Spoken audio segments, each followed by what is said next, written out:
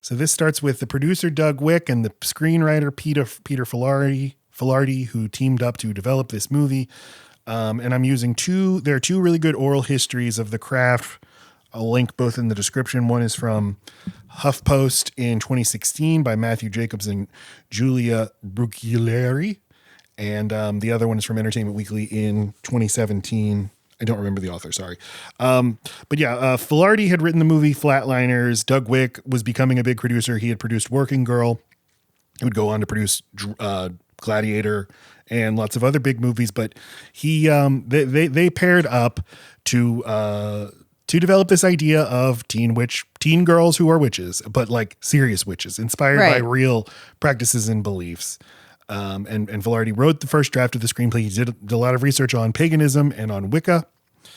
And here's a quote from Douglas Wick, the producer, quote, "I was sort of thinking about teenage girls and how suddenly they came into this enormous power of their sexuality and how to maybe make a movie about that. I was very aware that witchcraft is an age-old metaphor for talking about female empowerment and the sort of mysteries of women and their connection to nature in terms of reproductivity. I started trying to figure out how to do a story that would be about very real teenage emotions expressed through witchcraft. In that heightened world, we could really explore the longings, the fears, and the wants of teenage girls just as they sort of come into their power, the power of their sexuality, their power in the world. I started talking to different writers about how to approach this, and I talked to several people who were way too genre and didn't really understand. This seemed like a great petri dish for examining young women. Then Peter Filardi came in and he instantly had great ideas," end quote. So it seems like the idea was like, at least initially in the movie, it seems kind of like a normal high school movie. It's so funny how I don't overanalyze the movies that are so baked in. I mean, yeah, now that I'm reading this, I'm like, oh, right. Okay. There was a metaphor here. I just take it at face value when it's so ingrained. But yeah, you've got racism, you've got the loss of a parent, you've got poverty, and you've got, your appearance. Physical deformity. I always obviously those things stood out. It's like, oh no, okay, they need to be witches then, because they've got these things going on. You know what else I didn't give enough thought to? Once you find out that Sarah has a dead mom, everything else she talks about is like, oh, because their mom's dead. But then you're like, wait, no, she's been dead the whole time you've been alive. So that doesn't explain at all your struggles with mental illness and why you attempted suicide and why you have these visions and stuff. Are we to think that like her magic has been making her suicidal? We can dive in a little more later. I didn't think of that. I was kind of trying to track the rules of how witching powers work, because they say she inherited it from her mom. So it's like it's a blood disease basically, versus something you can just start believing in and practicing. I don't know. No. They're saying it's both, because the other three girls are learned witches, not a natural witch. She's a natural. That's why she's such Hermione, Harry Potter. Filardi, the screenwriter, he says, quote, "At the time I was immersed in the world of teen Satanism and that volatile cocktail of hallucinogens, metal, and magic. I knew a lot about how magic worked and where it came from. What? Doug and I spoke for hours about magic, mushrooms, and ecstasy. I remember him telling him that magic is historically a weapon of the underclass. It was originally practiced by people of the heath, or heathens. Poor people without the power of a king, army, or church behind them. Our characters could not be popular, beautiful overlords of their school. For real magic to work, they would have to be outsiders with more than desires. Real magic requires need." Doug agreed. He had 3 young daughters at the time. He was a great collaborator and advocate for the project, end quote. Okay. So, I mean, I love the history lesson segment there at the bottom of the quote, but I was immersed in the world of teen Satanism and the volatile cocktail of hallucinogens, metal, and magic. Yeah. He's asserting that he knew a lot of teen Satanists and that magic's real. The chemical effects of fucking ecstasy are not magic. Magic mushrooms are called magic mushrooms because they make a chemical thing happen in your brain, not because they fucking make you levitate. This guy's a crackpot. You think he believes in magic? Crackpot. I think he just found it interesting that people, I don't know. I didn't look into what this guy's about. Dabbling in these things as identities, then that's fine. I was immersed in the world of teen Satanism. But I get... Were you 45 years old? Why were you immersed in this, sir? I did wonder that myself. Why do you know so much about teen Satanism as opposed to Satanism in general? And he mentioned this, he's like the teen Satan scholar, somebody that I've meant to look into. But then it must have something to do with that you're particularly open to this kind of thing as something that's going to be part of your personality when you're deciding what kind of person you are. And for people who are adults who still are Wiccan or would identify as witches or witchy, most likely got into it as this age person, right? It does seem kind of hard to believe that somebody in their middle age would start doing stuff like this. I read this as him being intellectually curious about all this stuff rather than being personally involved in it, but you're probably right. I mean, as an adult who reads Wikipedia about random stuff, I feel like, I'm really into learning about all this stuff, but all that means is I just read about it on Wikipedia. That might be what he means. He says immersed. That makes me think his body's there, but I get the sense that this was supposed to be a much edgier movie, maybe more drug use. Okay, that's the big thing that seems like it's missing from this movie. Is drugs, but it is a studio release. It's an R-rated movie, but there's a death of a kid. Yeah. I always kind of forget that he dies when he falls out the window. Lots of talk about suicide. Yeah. Slitting wrists. And this movie single-handedly taught me how to slit your wrists the right way, quote unquote. Which is what? Along the vein, so that you're opening the majority of it rather than just going across it and opening a small part of it. I know. But that would just mean you would have to be like surgically accurate with it too. So I think there's probably just as likely a chance of you missing the entire thing. This is a movie that seems like it would appeal to a Lacey as a kid looking for an identity versus people who already identified as goths or are identified in a sort of counterculture way, because it seems a little too sanitized. Got it. Too Hollywood for the real thing. What are your thoughts on that? I mean, I guess any kind of representation, even if it's not perfect, is still good, right? I mean, I think you see someone who's pretending to be poor in a movie, or is poor in a movie, I appreciate they're there. Gay in a movie, I appreciate they're there. I mean, I can't think of a ton of goth movies, and when they go mainstream, it does seem like gives a little bit more credit to what you've already chosen to do, though. Because we were millennials, the word poser was prevalent as fuck in high school. So this would also give a big group of people they need to call someone a poser, which I'm sure I was called. And then I called other people posers. But what was much more popular in my school rather than witches was vampires. People who literally identified and thought that they were vampiric. Mm-hmm. I've never met anyone. That's the most goth you can be. It's a vampire. A witch is like friendly goth. It's like cute. And you probably smoke a lot of weed. Which I did not. Actually, I kind of did. Okay. Well, which is it? A lot of weed for me. That's the most weed I ever smoked would be like 14, 15, 16. So like daily.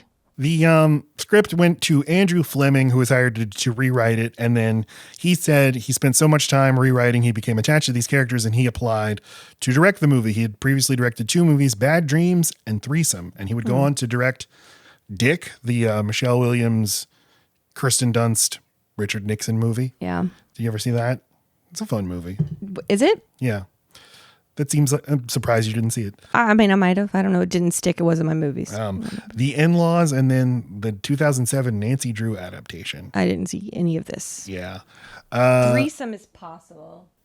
Lara Flynn Boyle from Twin Peaks, Josh Charles, and Stephen Baldwin. And that sounds really familiar. What if there was a threesome? Is that what it's about? Or is it just 3 people? No, I think it's like They one of them is tried. gay. The straight woman is in love with the gay man who's in love with the straight man. Really? Really? Okay. And so they're like, hey, let's just all be, I don't know. See how that goes. Andrew Fleming said, quote, "My experience from high school was not Pretty in Pink. It was a very serious, gothic, heavy-duty experience. Everybody was under a lot of pressure. So I liked that part of it a lot. I brought it to it the idea that the main character had committed suicide, had tried to commit suicide. The idea that the Rochelle character was black and that she'd been experiencing racism, that was my idea. The idea that Bonnie had been burned, that was my idea. Oh my There was a God. girl in my dorm room who tried to kill herself, and I found her with her wrists cut. There was a girl in my dorm who had burns like that, and I was intrigued by her. What is this guy's fucking problem? Hey, you're pretty neat. There was a lot of weird bigotry in high school. I think I personalized it. I also liked the idea that it was witchcraft, but that it felt real. All the witches you'd seen in movies heretofore had been in black pointy hats with green skin. And weirdly, a few years before, somebody in the business, I guess I upset them. It was this woman. I don't want to go into details, but she said, I'm a pagan. I'm going to cast a spell on you and it's going to fuck you up. I was really freaked out. Is End this quote. guy 5 years old? He sounds 13 at the most. A woman said My she idea. cursed me. And this was my idea. And heretofore, they're green. This is the director. This is the director, yeah. Directing things with adults in them. That's right. I'm glad he's not the writer. He did or co-write or it. the talker. Did they let him talk a lot? On set. He's not good at talking. No, they hired a Wiccan practitioner to be a consultant. I appreciate that. I mean, because you definitely, it feels, although I just feel like the whole thing that you do to be a witch is you go to Barnes and Noble a lot. Like you need a lot of books. You're constantly buying a book. Those books have no overlapping content and you need candles. I don't know. So yeah, quote, the consultant on the set helped write the chants and incantations. Pat Devon. She's credited in the movie as a technical consultant, but she was really there to try to make it real. It felt real. She did a good job. Lacey's choke My collar choke fell collar off. can't- I find her it's less not a choke attractive collar, now. it's a choker. But all right. A choker. My bad. Well, I'm here to teach you. I'm your consultant. But she was really there to try to make it real. I wanted Wiccans to see it and say, yeah, that's not offensive to me. That's what it's like. The whole idea was to make up stuff because the God that they refer to in the movies is something that we made up, because it might have been offensive to people if we had used real people's real gods. We created our own. That's actually End quote. a fair thing to have tried Yeah, I to was go Googling, around.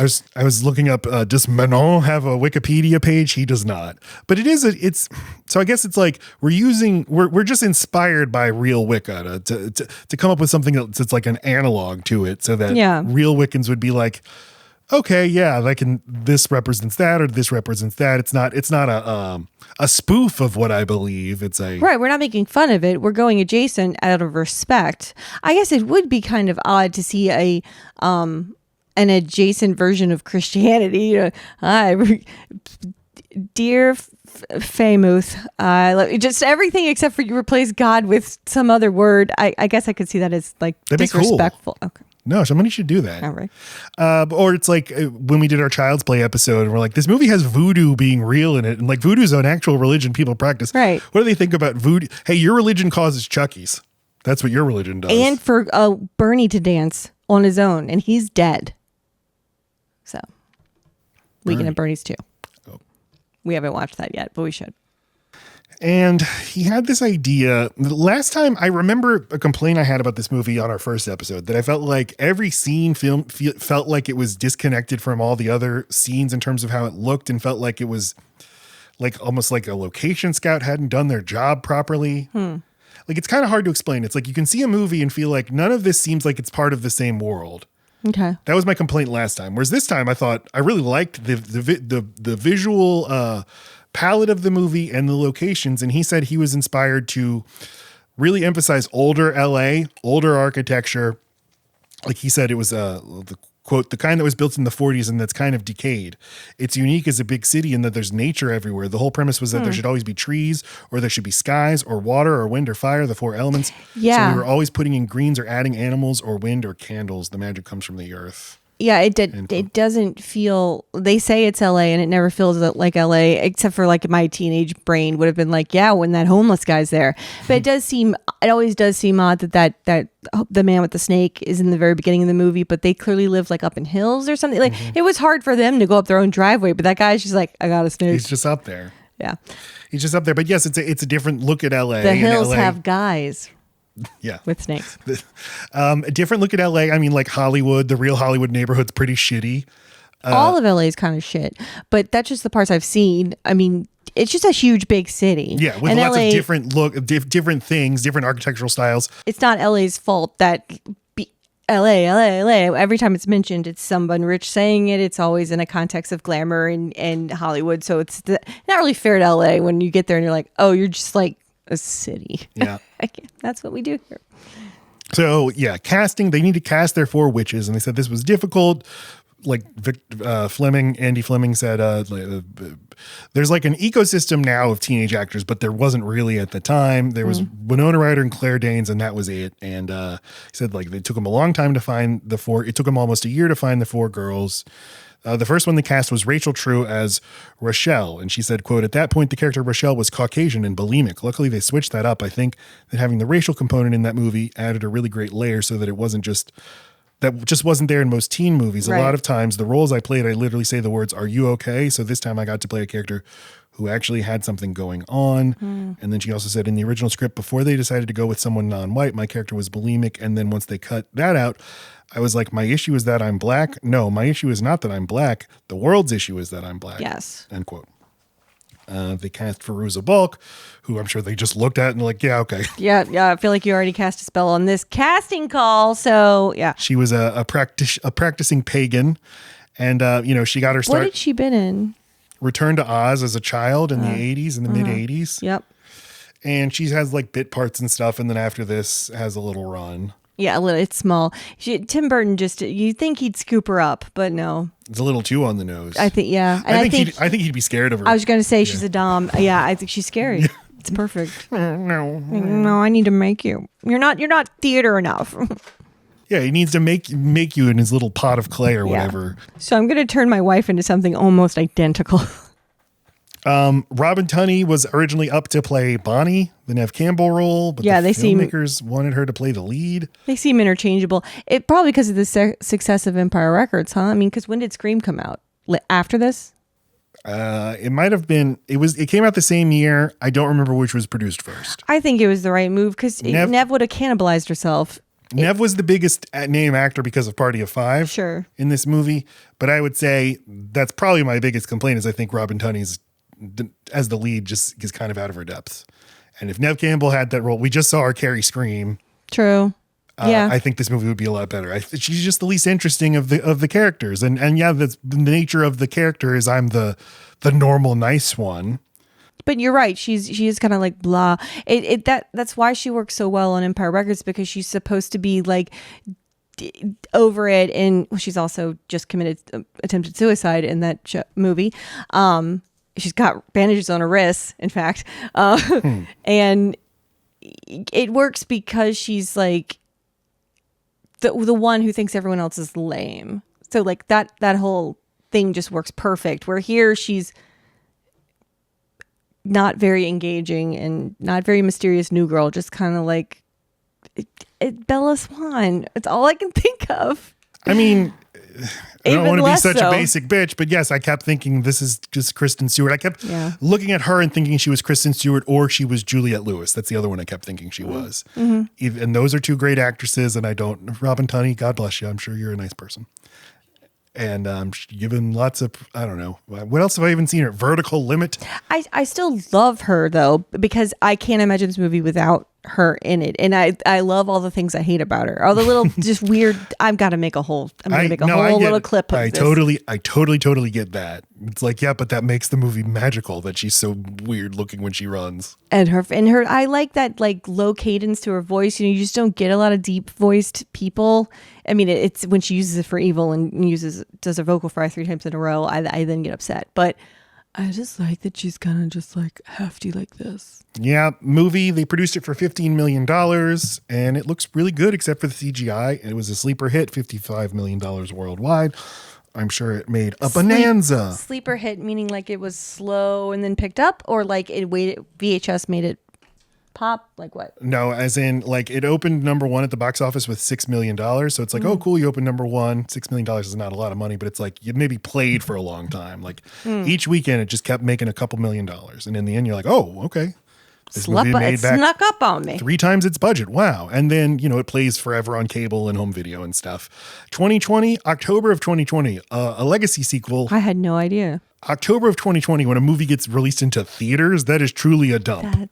Oh, well, and 2020 specifically. That's what I'm saying. Okay, So Oh, okay. This was a theater release. Yes, this but looks this was clearly- has Netflix written all over it. Well, clearly this was the studio saying like, there's no hope for this movie. We're not going to save it for a year from now or when theaters are back. They even have the one black girl, 3 white girls, and 1 girl with short hair. What the fuck were they doing? Well, it's the Craft legacy. What the does legacy that mean? Well, you got to keep up the legacy. Everyone is a type, and we got to recreate the types.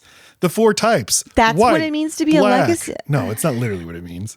Short hair, long hair. Well, I got to say, the long-haired one in the middle looks like the meanie, and then short hair, nicey. Well, it's not keeping the types. Fairuza Balk makes a cameo. I don't know if she's playing Nancy, but The only other thing I really know her from is Waterboy. Oh, and American History X. I'm trying to think. She had a little run, but the range is the only time she's very different from it, and it's still not that different, is Waterboy. Just she's nice. She's mean and everything else. but Say her she's name. like Fairuza Balk. Like Fairuza you just say you say her name, and it's like she's how many people are a blank type? You are your name type. Yeah. I want a Fairuza Balk type. Right. Let's see. The Island Yeah, of Dr. she's- Moreau, Almost Famous, The Waterboy, American History X, Deuces Wild, Don't Come Knock. What are these movies? Almost Famous? I don't remember her in that. Wild Tigers I Have Known.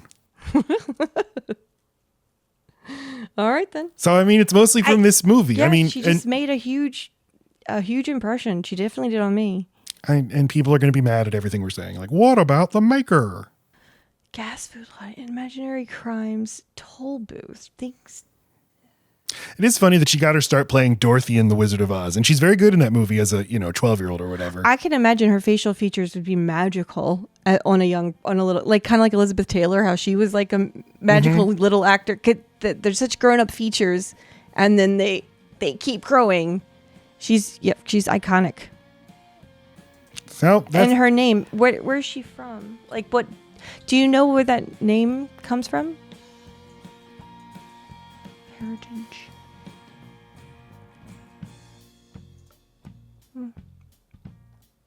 Means turquoise.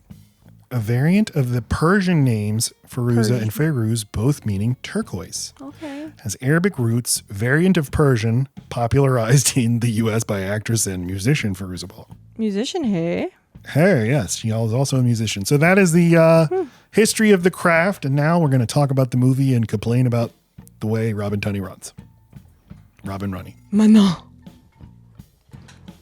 I'm your daughter now.